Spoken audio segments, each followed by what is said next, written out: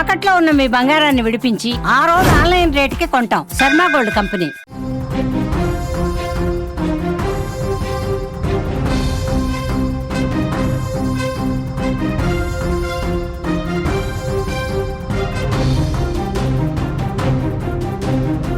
నెల్లూరు జిల్లాలో దారుణం.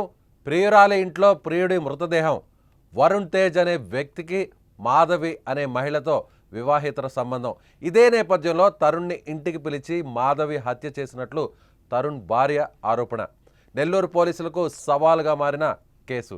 వివాహేతర సంబంధాలతో పచ్చని కాపురాన్ని నాశనం చేసుకుంటున్నారు కొంతమంది దంపతులు. ఈ అక్రమ సంబంధాలు చివరకు హత్యలకు దారితీస్తున్న ఘటనలు ఎన్నో చూస్తున్నాం, అలాగే వింటున్నాం. అయితే తాజాగా నెల్లూరులో ఇలాంటి దారుణమే చోటు చేసుకుంది. ఇంటికి ప్రియుడిని పిలిచి మరీ ప్రియురాలు చంపేస్తున్నట్లు ఆమెపై ఆరోపణలు వస్తున్నాయి.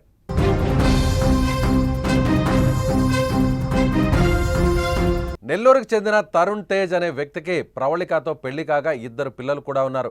అయితే తరుణ్కు మాధవి అనే మరో మహిళతో పరిచయం ఏర్పడగా అది కాస్త వివాహేతర బంధానికి దారితీసింది.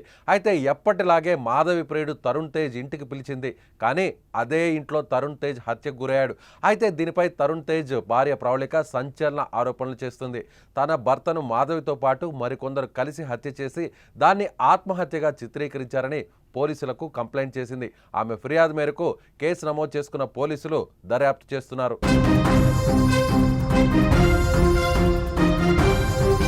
ఇదిలా ఉంటే మృతుడి భార్య మరికొన్ని ఆరోపణలు చేస్తోంది.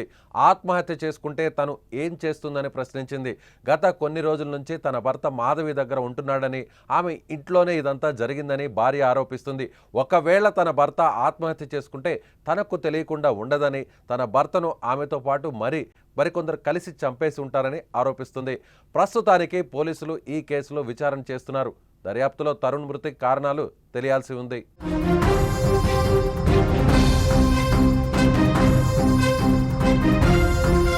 సో నెల్లూరు జిల్లాలో ఈ కేసు పోలీసులకు ఒక సవాల్గా మారింది.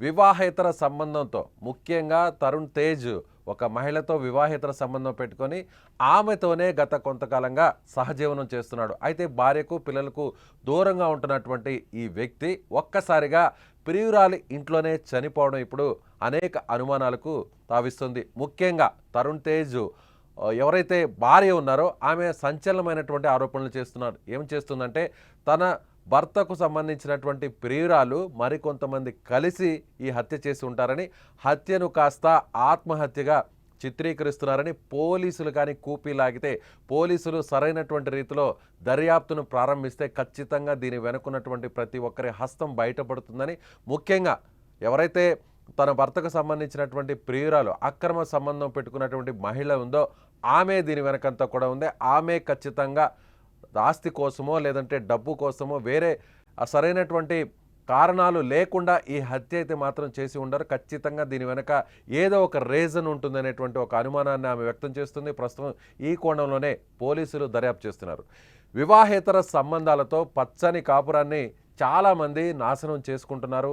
సో చాలామంది ఈ దంపతులు వేరొకరితో వివాహేతర సంబంధాలను పెట్టుకోవడం, ఆ తర్వాత ఆ సంబంధం కాస్త చిలికి గాలి వానలా మారి చివరకు హత్య చేయడం లేదంటే ఆత్మహత్యల వరకు వెళ్తుంది. ఈ అక్రమ సంబంధాలు, ఇలాంటి ఘటనలు మనం ఎన్నో చూస్తున్నాం, వింటున్నాం. అయితే తాజాగా ఇప్పుడు జరిగినటువంటి ఈ ఘటన, అలాంటి ఘటనే మళ్ళీ ఇప్పుడు నెల్లూరులో చోటు చేసుకుంది. ఇంటికి ప్రియుడిని పిలిచి మరి ప్రియురాలు చంపేసినట్లుగా ఆరోపణలు అయితే ప్రస్తుతానికి వస్తున్నాయని చెప్పాలి.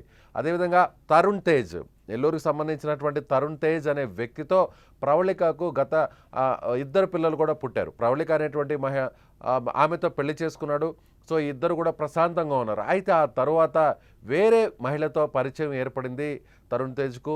అక్కడి నుంచి కూడా ఈ వివాదం కాస్త పెద్దదిగా మారింది.